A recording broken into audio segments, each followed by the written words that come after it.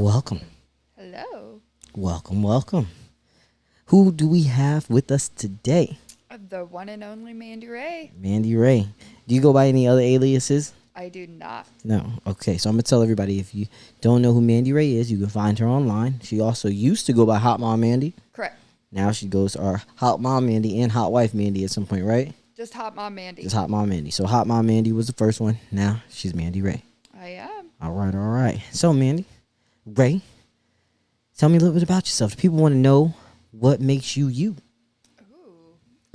I am the true definition of a small town country girl. Okay, where you from? I am from a small town called Sterling, Colorado. No clue where that is.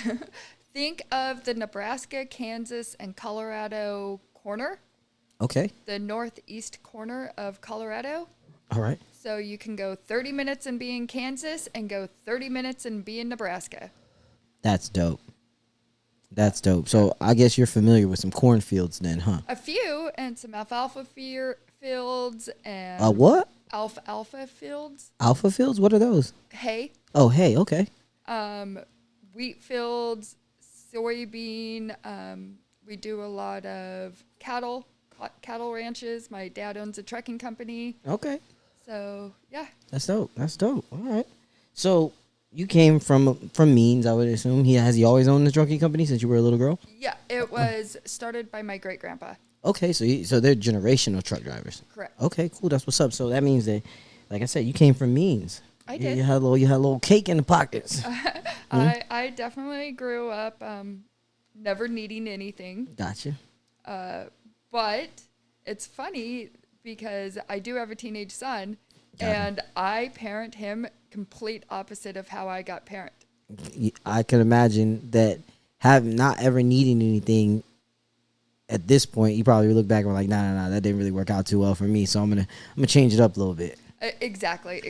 Yeah, having a silver spoon in your mouth isn't always the best way because you never have to find means to yourself. Gotcha on that. Oh, that's what's up. We're gonna expand upon that. Do you have any siblings?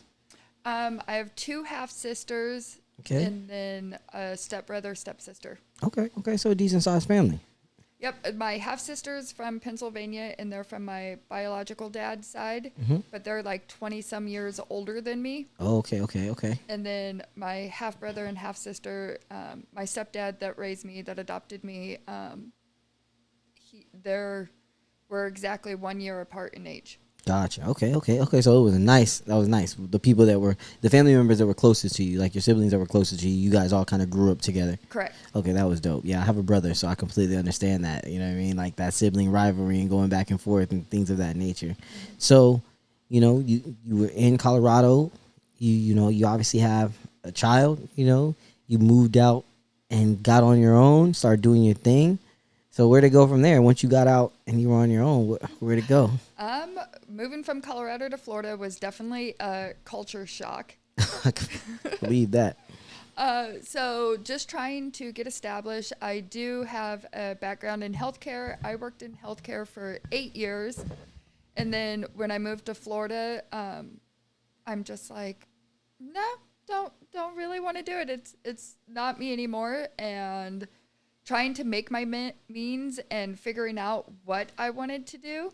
I had fun and I worked in a restaurant. Got to meet people, got to experience all different shades of life, and just kind of see how the other half lives. I'll put it that way. Yeah. Of making your own means and working for what you want and stuff like that, because I've never experienced that. Gotcha. Because even when I was married, I was very well taken care of. Gotcha. That if I wanted something, I'd go buy it. Gotcha. So you went from daddy's money, I don't want to say it like in a rude way, but you went from daddy's money to a rich nigga. Yes. Gotcha. I ain't even mad at that. I can't fault you on that. If I was a beautiful woman like yourself, I mean, I'll find me a rich nigga too. Shit. I would do the same thing. So yeah, it's been almost 4 years, and then COVID hit and couldn't work.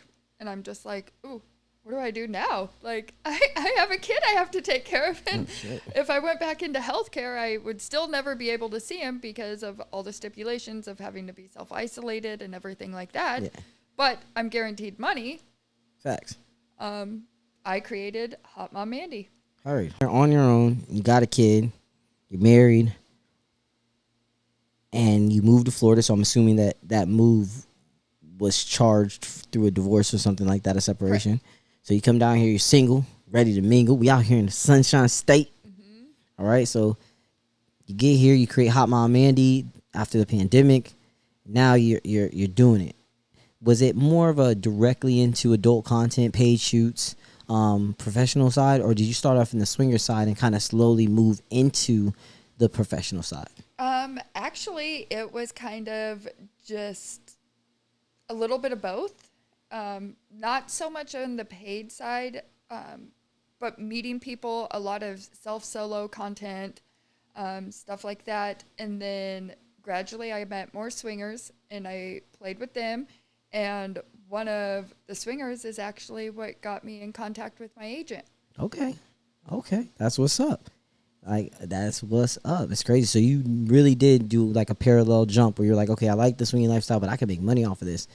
So you got your an agent, started filming, started going in. So now that you're filming, tell me, what was one of the best experiences that you've had so far where you've just been like, man, I showed up on set. There was an elephant, 2 zebras, a leprechaun. Shit got wild, magical. That's really hard. So I've had a lot of great experiences. Everyone has been phenomenal that I've worked with and worked for. So I'm very thankful for that I can't say that I've had any bad situation. One of probably my funnest shoot, I would say, because I actually just let myself be wild and free, and just I'm learning more about myself over the past 6 months. Would be my Naughty America with Oliver Flynn that just released. Okay. All right. Go check that out. Just released Naughty America, Oliver Flynn. Yeah. It was fun. At several points of filming, I forgot that we were even filming. That's dope. So you're probably going to see a whole bunch of goofy faces and that's it. That's just pure enjoyment, because that's what it was. That's what's up. It was a blast. So see, that is what my next question was going to be, was do you enjoy the content that you're making? And obviously, for the most part, it sounds like you do. I do. Before, because I was in a relationship before. Good guy, just not my guy. Gotcha. He had restrictions, and he would watch my films to see how I performed. Yeah. And so I would get criticized or kind of put down a little bit, that I was very reserved. Gotcha. Since we have separated, I have been a whore, and I have loved every moment of it. And so this is coming from somebody who came from 2 committed relationships prior. That now you're free. Do you feel like doing porn and doing adult content has given you back control over who you are, your body, your mind, your soul? Do you think that like that has empowered you to get to this point now where you're like, I'm loving this life? Like, I was shamed for it before. I couldn't be myself. I wasn't able to let my hair down. I wasn't able to truly be me because I was, trying to be in a committed relationship and have a family. And now I realize that maybe that wasn't for me, or maybe it was for that time, but now I'm a different person. And this is what I am now. Absolutely, 100%. At that time, both relationships did exactly what I needed to do. Plus, kind of finding myself. Since I broke up with the other one just recently, I have really learned who I am. And porn has definitely helped on what I like, what I don't like, what I find fun, everything like that. And two weeks ago, a week and a half ago, I had my first ever random hookup. And me in my previous life never would have done that. That's great. That's what's up. See, so there's also a common misconception that because women do porn, that they're out here fucking everybody in the world. And that's just not the case. Like, most of us, we really hold ourselves to strict standards as far as testing and things of that nature. So we can't just be out here willy-nilly getting banged out or banging anybody that walks. You know what I mean? Exactly. So I can understand that being a big step, you know what I mean, to meet somebody that you felt comfortable enough with to let your guard down and actually have a good time and actually have a one night stand as as an adult who's been through life. You know what I'm saying? As a mom, as a parent, like that's a big move. Yeah. I went out by myself, and Okay. You went all the way. yeah, and Okay. I had a blast. It's the first time I've ever been comfortable enough to go out by myself. It's the first time that I've allowed myself to even become approachable. I'll put it that way, because a lot of people, like when I go out with my friend, they'll come and talk to her because I am not approachable. Yeah, your face doesn't give off, come and say hello. It gives off, stay the fuck away from me. Exactly. Yeah. So I was pretty impressed with myself that I allowed myself to just kind of push past the limits that have been restricting me for pretty much my whole life, because I've always been watched, because from little of age, my last name meant something. And then when I got married, last name meant something. Yeah. And then I had 2 last names that meant something. So you always had to be on the straight and narrow all the time. Correct. And that, I know that's an immense amount of pressure for a young lady growing up, to always have to worry about somebody's watching me, somebody's doing this, somebody's doing it. Oh my goodness. Oh, did your brother see you do this? Is your dad gonna find out? Don't let your grandfather know. You know, like that has to be an immense amount of pressure that's on a female, like just growing up with that. Like I couldn't imagine always having somebody watching me. Always. That and like other kids would go to parties and finding out that, oh, your brother just showed up and he's gonna beat the kid's ass that you showed up with. Yeah, because you showed up. Mm-hmm. So it's been a struggle, and you never really could have an identity because you were always your last name. Yeah. That was it. That's all they saw was your family name, your legacy. Oh, well, you're a this. Yeah. You're a this. Okay. You're a Carter. And then moving down here, I started working really hard on who is Mandy? What does Mandy like? Yeah. Which has been a struggle and interesting and a challenge, because I do still very much am reserved. I'm a reserved person. So like I have social anxiety. So for me to be able to go out to the bar by myself, huge thing. Yeah. Huge thing. I've kind of been putting myself in situations that make me uncomfortable to be able to deal with it. Gotcha. That's incredible, because a lot of women and men have an issue putting themselves in uncomfortable situations in order to be able to grow. And I think putting yourself in that uncomfortable situation in order to grow is something that is truly commendable, because a lot of people wouldn't be willing to do that. And yet it looks like it's coming out of the fire right now, like from you going through a bunch of things, that you're finally able to relax and be you and be free and do it without worry of ridicule or persecution from the people closest to you, because now you're on your own island. You know what I mean? You don't have to worry about that name. You don't have to be like I love my family and I appreciate them and I want them to be a part of my life, but I don't want them to be the centerpiece of my life, of my adult life, when I have a whole life of my own to create, a whole family to create, a whole generational, a whole legacy. I'm going to be somebody's great grandfather. I'm going to be the one at the top of the totem pole at some point. Correct. You know? Correct. So I'm building my own empire, not taking over their empire. Exactly. Like I don't need to take over. Trucking ain't for me. I'm going to go over here and build something. You may not agree with what I'm building, but I'm going to go build something of my own. Mm-hmm. That's what's up. And a lot of my family has quit talking to me because of what I do. Mm-hmm. And that just shows how narrow-minded they are. Yeah. Because I don't do anything that hurts anybody. Yeah. And in fact, I help them out. Gotcha. If we want to be honest, I help them out.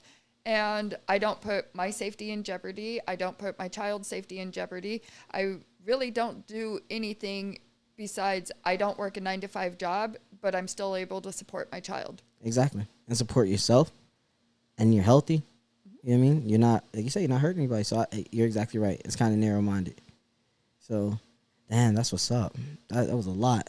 Yeah. I like that. So I guess the next thing is, because I know all the guys want to know this. Some of the girls want to know this. What's the wildest thing you've done now?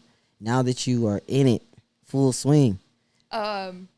going back to the one night stand, that was a blast. I ended up on a yacht with 6 22-year-olds.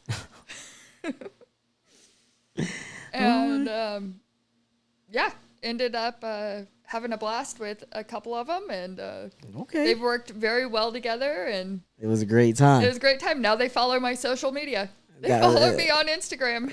You're like, yo, I have a one night stand with a couple of college guys, and I had a blast.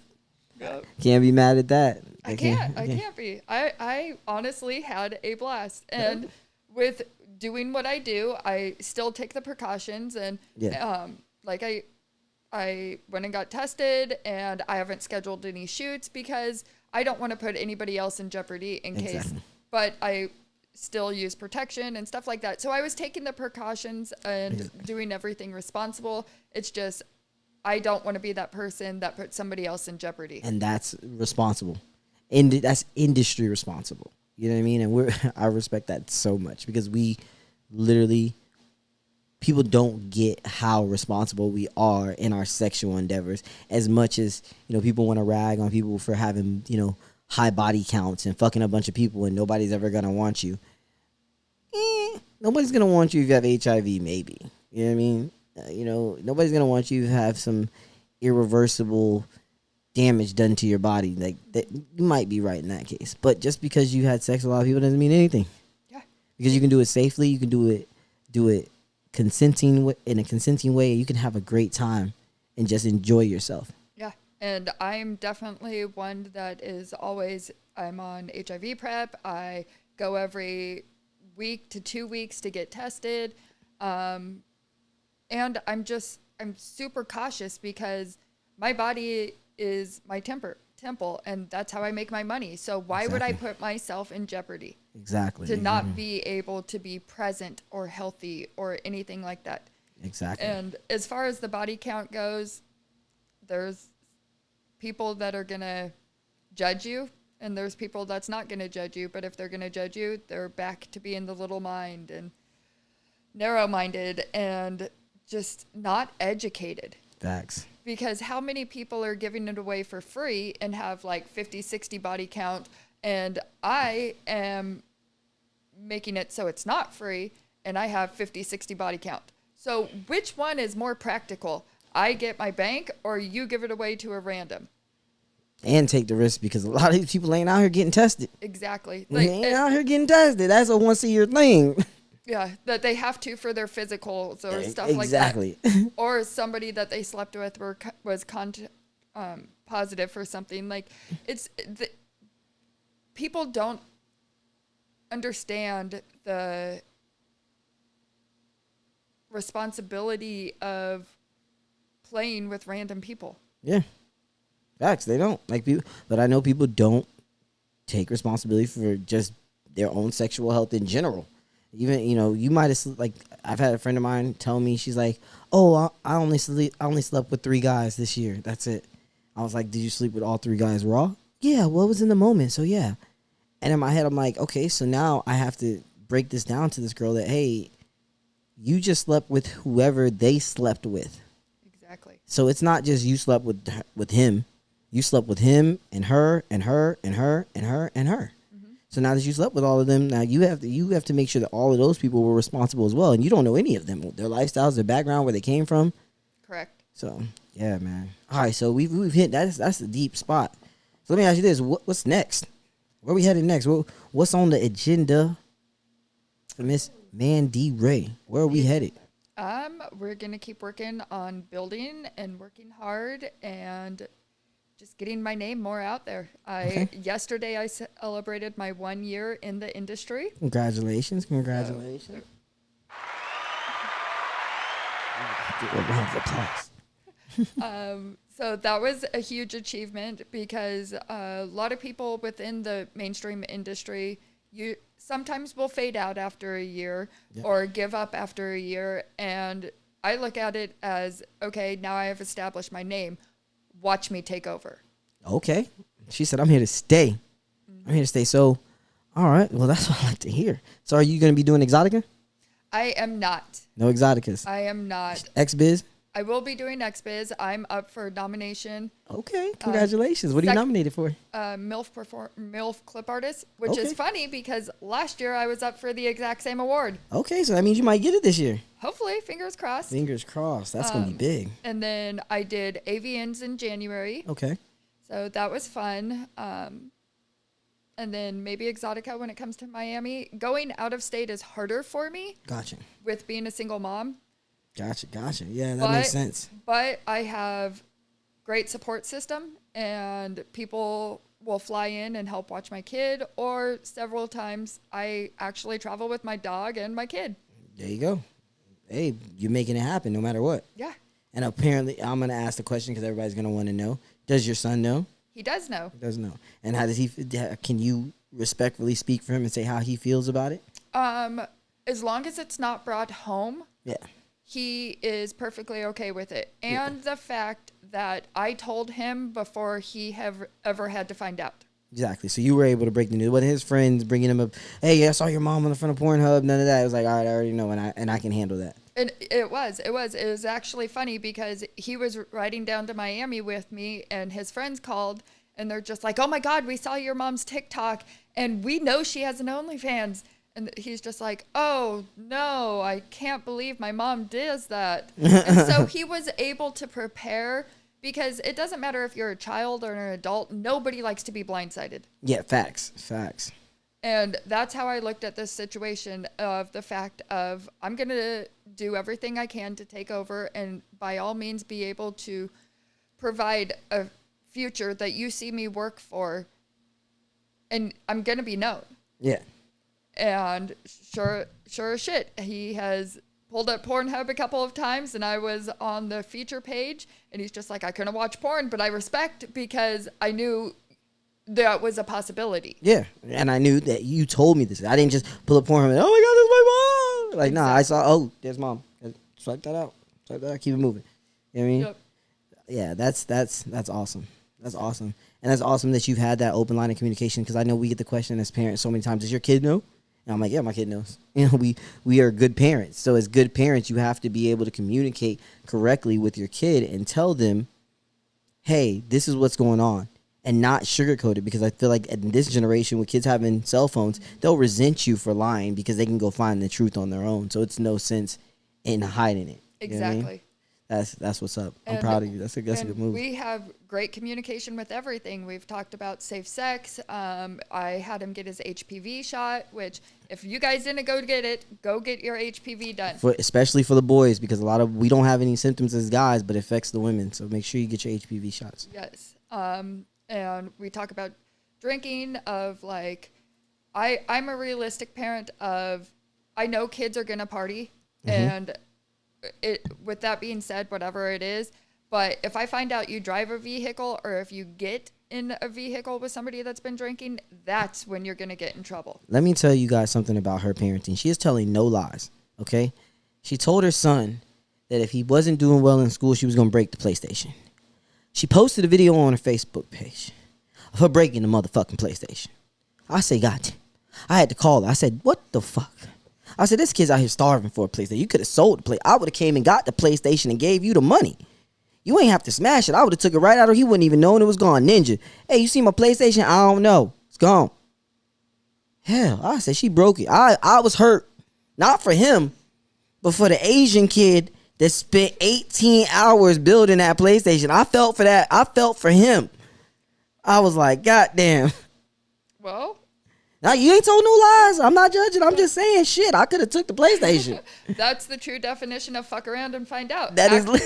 Actions have consequences. How your actions are, and he needs to learn this. He's going to be an adult soon, and it is my job as a parent to raise a responsible, respectable young man. You are so right. So fuck around and find out. And he needs to understand that actions have consequences. You do right, you have positive outcome. You do wrong, you have negative outcome.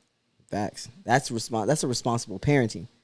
That's how we prevent school shooters and things like that, by making sure they're held accountable for their actions. Mm-hmm. And being a proactive parent.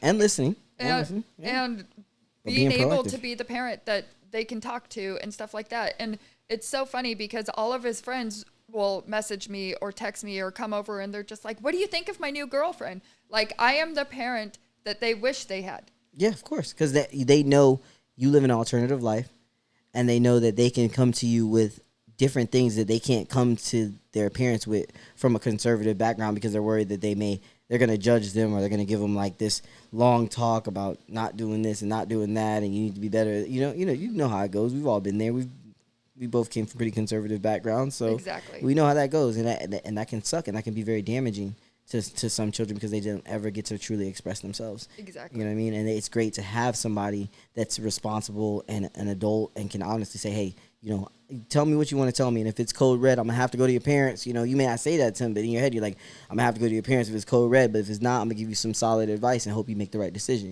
Right. That's what's up. And with that being said, a couple of my son's friends went to their parents and asked for the HPV shot. Yep.